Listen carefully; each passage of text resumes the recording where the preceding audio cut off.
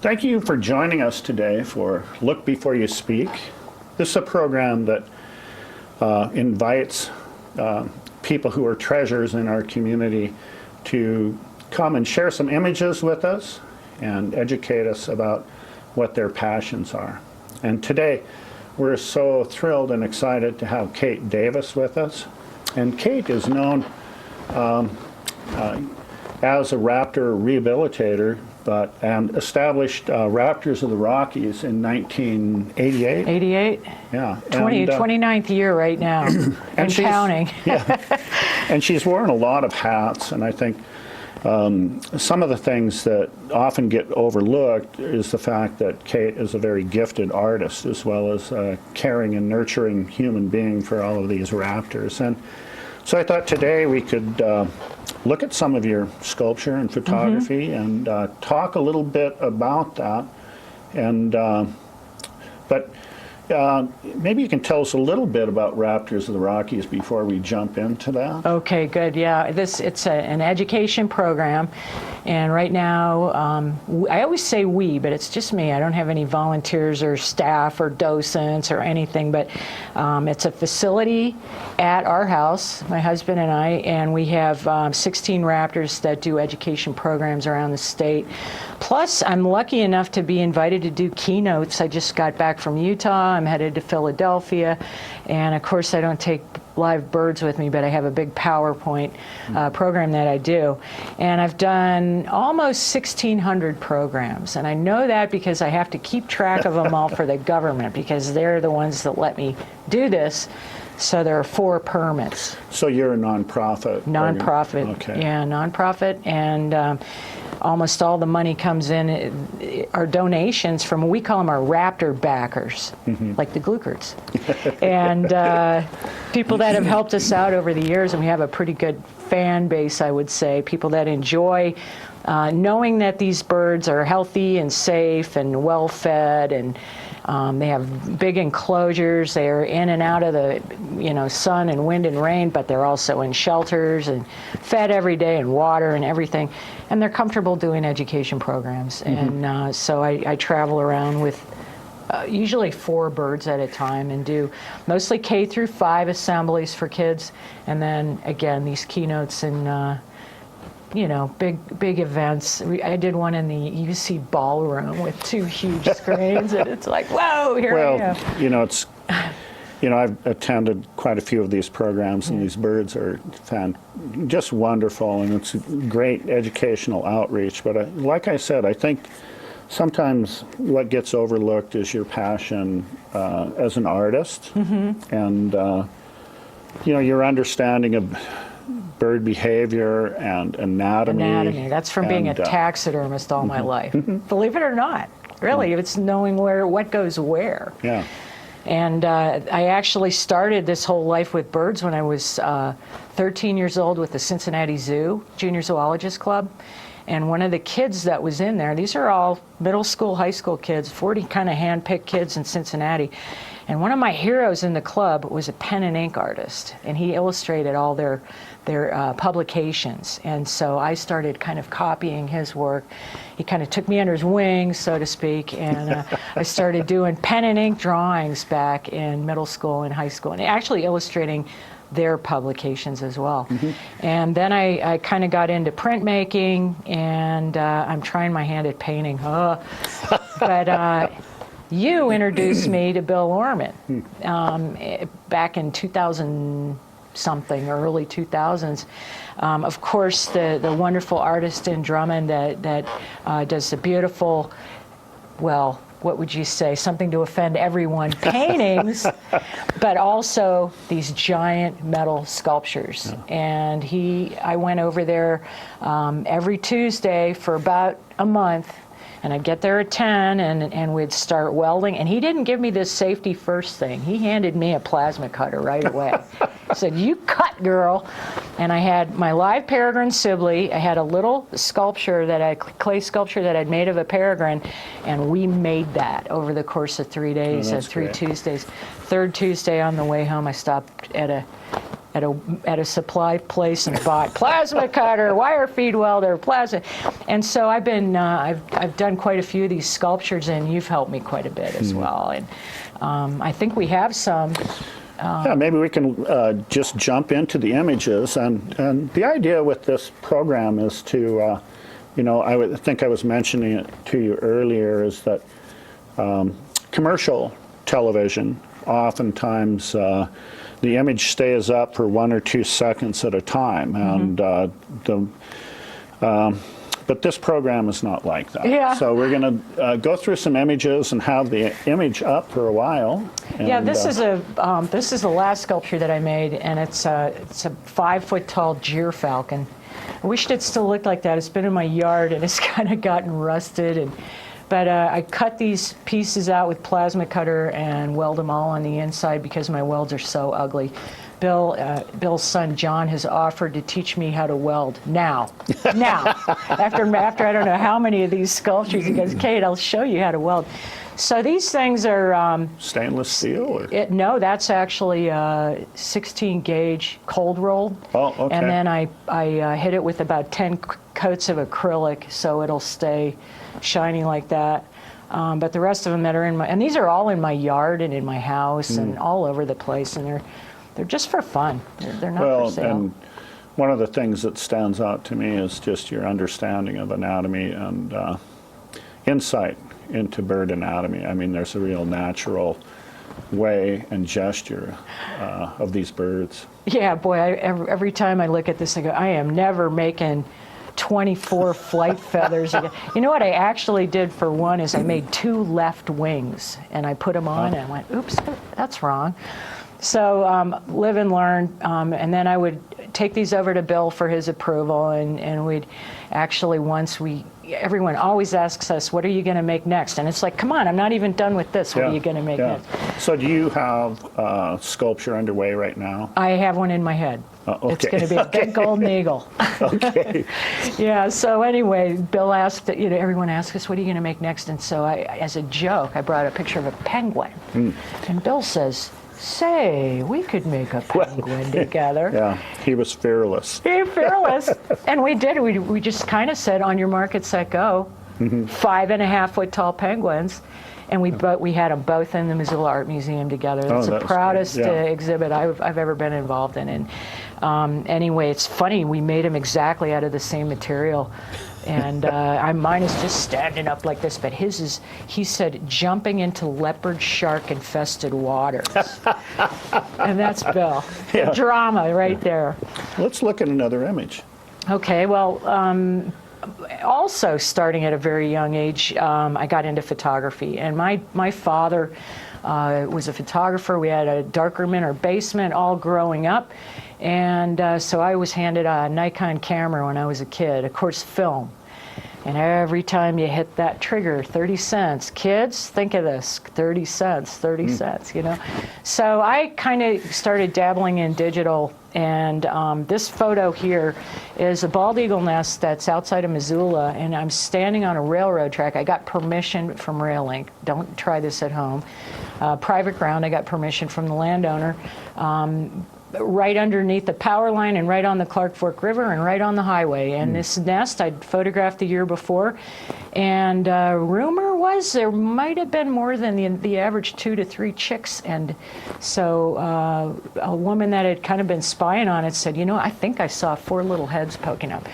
So this is the first day, the first minute, the first 5 minutes standing there. Here comes, so there's the adult female, there's the chick, there's the male flying in and with a fish. And I tell people it's a human foot, but it's really not. And that's the first picture I got. So it had just snowed. The snow is melting. You got little crystal circles and beautiful glinting on the foliage, the giant nest in the tree. And that is the first image I got, and I said, you know what, I'm gonna write a book about this. So there's 4 chicks in this nest. Wow. And that's unheard of. There are only 12 nests in the world that have ever done this. And this is right here, about 40 minutes drive and walk from my house. So, do you think I could ever get all 4 chicks to stand up at once? Probably not. No. It took forever. Yeah. The composition in this photograph is fantastic. It feels like you're up. You are. You're up on a railroad right away, looking into it. okay. Yeah. Okay. Yeah, and that's the advantage too. Yeah.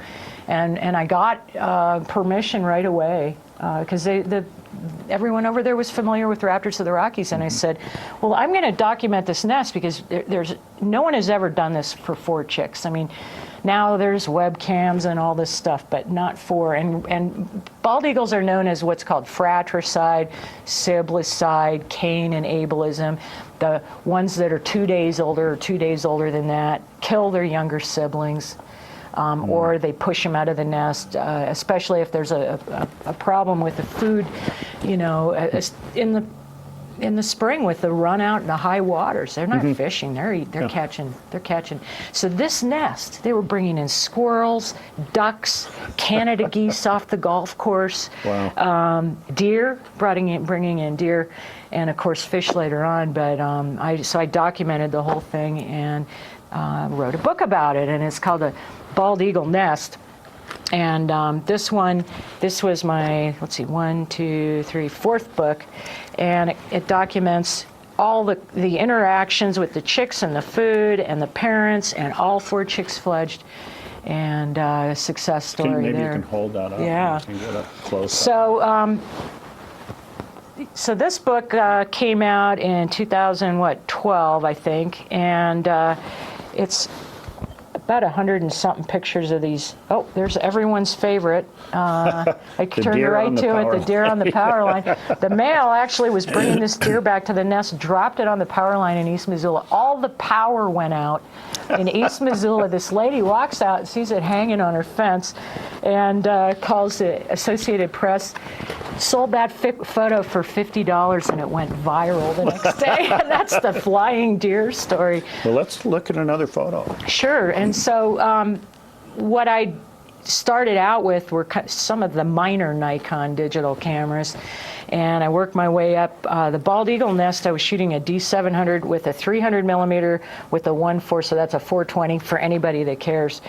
But I started out shooting, film, actually, slides. And by the time I got this picture, I had fallen in love with an 80 to 400 millimeter lens. The whole body that I use now and camera setup weighs about 8 pounds. So it's not a point and shoot. And this is Sibley the peregrine. She's 13 now. This is her 13th year of flying. And she was stooping. She's my falconry bird and education bird. She's done over 500 programs over the years. She rides in my car looking out the window with bareheaded, which freaks people out. But anyway, so I was hunting in the Bitterroot, and she was stooping on ducks, which means she's flying straight down, and these ducks know better than to get out over open ground where she can catch them, and then go plop back in the water, plop back in the water.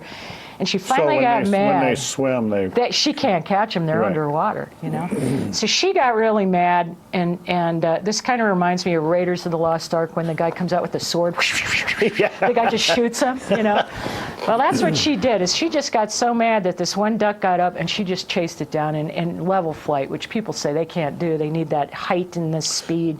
And she's got that duck's entire tail in her right foot. She's pulled the tail feathers out. And she's still holding onto the duck with her left foot. And so that picture, the hen mallard screaming, she tugged it down. That was on the cover of American Falconry magazine. So now I know that this setup works, even though it weighs 8 pounds. It's hanging on my falconry vest. So are you working just from handheld? Yes. Yeah. Yep. This is just straight off the hip. That's beautiful. And real action there. And of course, I tell the vegans that the duck got away, which maybe it did. Okay. Maybe it did. Okay, but anyway, so what I started out by doing this book, which is Raptors of the West, and this is with Mountain Press. This came out in 2002, and these are all slides. And I decided to invest in some digital. I did this book, Falcons in North America. This came out in 2008. There's 200 photos, but now I'm working with Nick Dunlop and Rob Palmer, both are major award winners, and Nick is a great pal. Both of them are.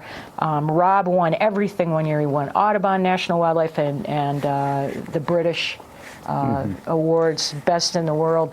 And so this one is actually science, and took me 2 years to write, with Sibley the peregrine standing on a perch in the living room. And you have a background in zoology. Yep, I have a zoology degree, and I've been studying it all my life. Yeah. So this combined photography and science, and the Amazon review for this, what one person wrote was, geez, even if you can't read, there are over 200 beautiful photographs in there. So now I realize people are attracted by the photographs. Yeah. Do you think that moving from film to digital just frees you up a little bit as far as editorial selection? That, to me, is one of the most important things about photography. Delete. Delete, don't save it, don't save it. Why? So you're able to cut. Yes. Yeah. And okay. wait until you get the good shot. And you're able to quickly edit. Mm-hmm. Okay. I edit in the field a lot. Oh, wow. I do. And people say, don't do that. I just go, that wing's cut off. Or, you know, that isn't. And then one of my favorite things to do is editing itself. Mm-hmm. And maybe we can pop up the next image here while you're talking about that. Yeah, it's the editing itself. And so this is a different setup. Now I bought a D800. I've got a 500 millimeter lens. This thing, I don't know how much it weighs. It has a giant GoPro backpack that I haul down to the river every single evening. So this is a bald eagle nest that's across the road, or across the river, right out, 6-minute walk out my back door. And these birds are hanging out all year, the parent birds. And this will be their 5th year, because they're nesting right now. They'll probably have eggs in about 2 weeks, and first part of March. But that's the male landing next to the female, and I get so many of these shots of these two birds together hamming it up. But I wanted the action to be his foot coming down and him talking to her, and her kind of looking like, uh-oh, you know, what does he have in mind, because it's mating season, if you know what I mean. So I am standing in one spot, and I didn't think, being as hyper as I am, I could do this, but I go down almost every night, I'd say 5 days a week, starting in March, and I stand there and I photograph this nest. And of course, incubation's pretty dull, but what we ended up finding, and this is just my favorite photograph of 2015, what I'm finding is August, the peregrines show up. The ospreys are there all year. There's a kestrel nest right underneath this nest. The kestrels are attacking the eagles. The ravens are attacking the eagles. The kestrels are attacking the ravens. The magpies attack everything. And so I'll stand there for literally 2 hours and not take a photograph. That's great. And then all of a sudden, you know, and I'm shooting a Nikon, which is relatively slow, the D800. So this is later in the day. Yes, this is later in the day, but this is still about March. You know, this is they are and that's the nest tree. The nest is about 20 feet below where they're standing, and they're there they were there this morning when I drove out. Yeah. And these parent birds are they protect the nest and the young. They had 3 chicks last year, which was kind of fun, because June 27th, I saw them all fledge at once. Okay. All 3 of them, got pictures of that, you know. Let's take another image while you're talking. Yeah, sure. And so that's been a fun one. And then this is right below the nest. And this is one of the last osprey pictures I got. These ospreys hate the bald eagles, because the bald eagles are stealing fish from them, and it's tough because that's all ospreys eat. So once they finish hunting the fish, the eagles will steal them. Eagles will steal them, and they'll bully them, and they'll get them to drop the fish. I've seen them drop it in the water, and I've seen the fish swim away. And I'm trying to watch all this. I had a moose just about run me over on the beach right here. But this is my favorite osprey. Now, if you see the white edges on all the feathers, that's a young bird. And that bird's parents have left about 2 weeks before. And everyone says, oh, the parents teach the birds how to fish. No, they know how to fish. They're just perfecting it.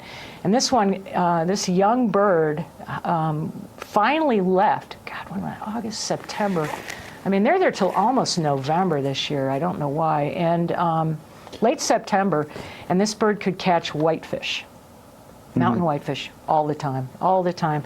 So this is another experiment in patience, standing and waiting. But again, some days I would take 300 photographs, and that's where that delete button comes in handy. What I really like about that photograph is how crisp the bird is and how the field of the background. It's a short depth of field there, yeah. Yeah, And I it's just really got great. the bird. And just the anatomy of that bird is remarkable. That's how like it's ready to go. Yeah, yeah. And Oh. I'd like to say he caught a fish right then, but he didn't. And that's Oh. a male, I know, because he doesn't have the necklace. But Oh.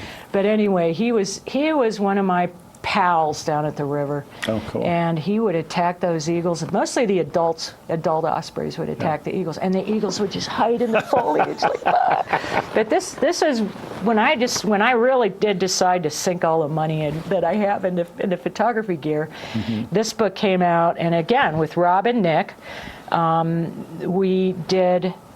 Mountain Press said, Kate, people are looking at your photographs, so let's do a coffee table book. Yeah. So there's 430 photos. I put it together. I divided it into habitats because if I pick up a book, I look at the falcons. Yeah. And it won the National Outdoor Book Award. Oh, that's wonderful. And it won the Montana Book Award Grand Prize. So this, they're on their third printing of this. And I took the money That's great. from this and bought the camera gear to do this. Yeah. Okay. So this is the latest book I have, Pint-Sized Predator, American Kestrel with Mountain Press. And you have another book coming out. And I have another book coming out this year. So the new book is this total slant on, it's not what you think. It's not science at all. My favorite photos of birds doing things, and then captions underneath explaining what they're thinking or a ridiculous explanation. For example, the osprey is that the caption for that one is the learning curve for a young osprey is more like a straight vertical line, which is true, you know. Yeah. So there's, I think it'll go over well. So there's 115 photographs in that. So basically, I went from pretty much doing education programs for kids to getting involved in the Raptor Research Foundation. I was their education chair, their conference chair, international group there, to doing these keynotes around the country, to doing books, to being a photographer. And do we have one more photo? Oh, I think we have one more that's just... Yeah. Oh, there's two more actually. This Okay, one, great. this is my artsy one. That's Sonora or Aplomado falcon, And this bird is, out flying around. but is it from North America? Barely. It's from the Peregrine Fund. I got this bird. She's 3 years old right now in 2016. That's I got her from the beautiful Peregrine photo. Fund, and she's out flying around, and she's landing in a tree. And so this is some of that Photoshop magic that you can do, and it's called posterize. And all Okay. I did was make fewer options for the colors. And I have this blown up really big in my house. I love that. And that's Sonora, and she's done, I think she did 60 education programs Wow. last year. That's great. So she's well known. Little tiny falcon, flies around my house, hangs out on my bookshelf, comes over and lands on my shoulder. So she's like a parrot. And So- that's great color, great composition, great contrast. You Thank have a you. lot going on right there. Yeah, and then there's one more photo, Okay. I hope, and there we go. Oh, Now this is a luck out shot. Now the other ones, I'm standing there waiting, and I know exactly. I'm shooting 25/100th of a second. I'm shooting 400 ISO if it's sunny out. I'm shooting, all manual. But this one, I just lucked out with that, and that is there's a nest of screech owls west of town, western screech owls. And it was so sunny that I just shot up into the tree, hoping they were up there. I wonder if we could show that again. And there's all three faces looking down. And so it just shows that you can, plan and plot and set up and just go berserk with your expensive giant cameras and your great big lenses, or you can point and shoot. And that's what that is. That's a point and shoot. That's a off-the-cuff lucked out. And that seems to be everybody's favorite because it's not looking right at me. It's looking over at my dog. So I think one of my lessons over the years for photography has been I can use these. I can use them in books. I can use them in PowerPoints. My PowerPoint's 100 slides, and it's just boom, boom, boom. Yeah. And that's always my last one. The little Well, not screech only owls. that, you have birds that are being rehabilitated. I don't do any rehabilitation. But- These are all permanent birds. That Yeah, but at the same time, your appreciation of birds in their natural environment and hunting naturally. yes, and having seen it Yeah, to describe it. is really important part of the educational outreach that you do. Thank you. And I think, we'd love it if everyone became a naturalist or voted for conservation issues and protected their environment. That'd be great. That's why we start with the little kids K through 5. But basically, even with the grown-up programs, basically we just want people to go outside. And we just want them to go enjoy what we have here in Western Montana. Well, that's great. And I think, thanks for being on the program today. I think it's really so important to celebrate all the hats you wear. Not just that of being a caretaker, but and an educator, but your skills as a sculptor and photographer and as an artist really makes this community a really special place to have people like you living here. And do you want to talk about people can access these books through your website? Sure. If you see a green Subaru downtown, they're all in the back of my car. Well, how many green Subarus are there downtown? But they can visit your website. So these are on our website.